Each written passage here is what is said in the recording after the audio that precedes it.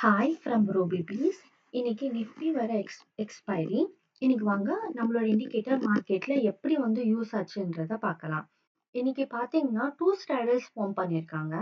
24,300ம் 24,250 ஸ்ட்ராடல் form ஆயிருக்கு. இன்னைக்கு மார்க்கெட்ல டிஸ்பிளேஸ்மெண்ட் வேல்யூ வந்து அவ்வளவா எதுவுமே டிஃபரன்சஸ் இல்லை, எல்லாமே நெகட்டிவ்ல தான் இருக்கு. ஸோ இன்னைக்கு வந்து நான் ஆக்டிவ் ஆப்ஷன்ஸ் எடுத்திருக்கேன்.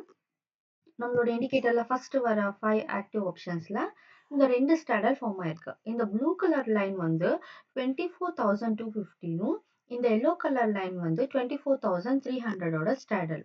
அப்போ மார்க்கெட் இந்த ரேஞ்சுக்குள்ள தான் இருக்க போறோம் அப்படின்றத ஃபிக்ஸ் பண்ணிட்டாங்க. இந்த ரெண்டு ஸ்டாடல்லையுமே ஓவர்லாப்பிங் ஏரியால தான் பாருங்க மார்க்கெட் இருக்கு. ஓகேங்களா? ஸோ அங்க மார்க்கெட் வந்து அவங்க நிறுத்தினா மட்டும்தான் அவங்க வந்து ப்ராஃபிட்ஸ்ல இருப்பாங்க. இன்னைக்கு எக்ஸ்பைரின்றதுனால ஸோ அந்த ரேஞ்சுக்குள்ள தான் உங்க மார்க்கெட்ல நிறுத்தணும். அதாவது இந்த ரெண்டு ஸ்டாடல் ஃபார்ம் பண்ணியிருக்காங்க இல்லையா, இந்த ரெண்டு ஸ்டாடல்ல நடுவுல எங்க மீட் ஆகுதோ அங்கதான் வந்து உங்க மார்க்கெட்டை எண்ட் பண்ணணும் அப்படின்னு அவங்க பிளான் பண்ணியிருக்காங்க. இதை வந்து நம்ம 9:15 கண்டுபிடிச்சிட்டோம். ஓகேங்களா? 9:15 9:30 அப்போ திருப்பி பாருங்க 10:45 ஆச்சு. அப்போ கூட மார்க்கெட்ல சேம் ஸ்டாடல் தான் இருக்கு. டிஸ்பிளேஸ்மெண்ட் வேல்யூ எதுவுமே அதிகமா இல்லை. அதே ரேஞ்சுக்குள்ள தான் மார்க்கெட் இருக்கு.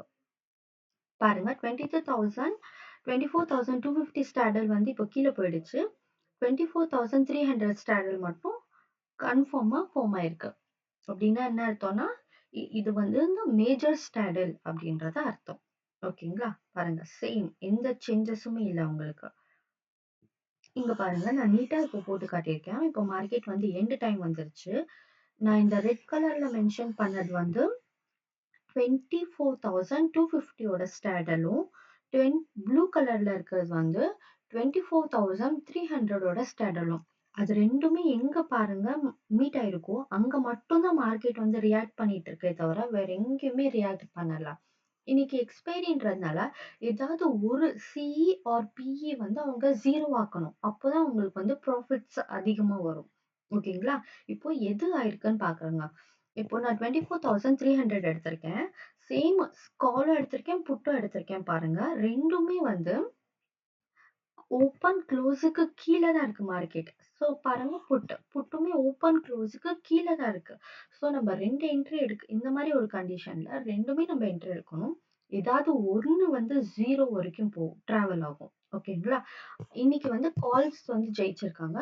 24,300 கால் தான் ஜீரோ ஆயிருக்கு. இங்க பாருங்க ஜீரோ வரைக்கும் வந்துருச்சா? ஸோ இந்த மாதிரி ஒரு கண்டிஷன்ல ரெண்டுமே மார்க்கெட் வந்து க்ளோஸுக்கும் ஓப்பனுக்கும் கீழே இருந்துச்சுன்னா நம்ம ரெண்டு என்ட்ரி எடுக்கணும். ஸோ ஏதாவது ஒன்று வந்து ஜீரோவை டச் பண்ணும், ஒன்று வந்து அதே மாதிரி சைட்வேஸ் மார்க்கெட்ல இருக்கும்.